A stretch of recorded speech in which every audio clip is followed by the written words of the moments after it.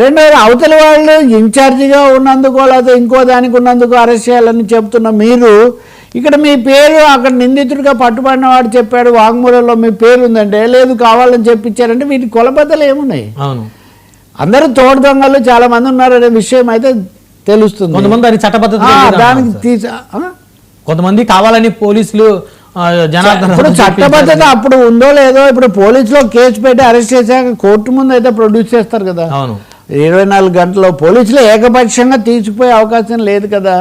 ఎవరి దానికి చట్టబద్ధత లేకపోతే అది న్యాయస్థానం పని కదా.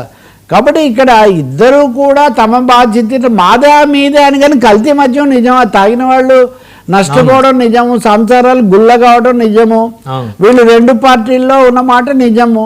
కాబట్టి దీని మీద సమగ్రమైన దర్యాప్తు జరిపి ఎవరెవరు బయటకు వస్తే వాళ్ళందరినీ రానివ్వండి. రాజు కేసిరెడ్డికి కేసిరెడ్డి చిన్నికి సంబంధం ఉందా లేదా, ఇంకొకరికి ఉందా లేదా, ఈ విషయాలు అక్కడే తేల్చండి.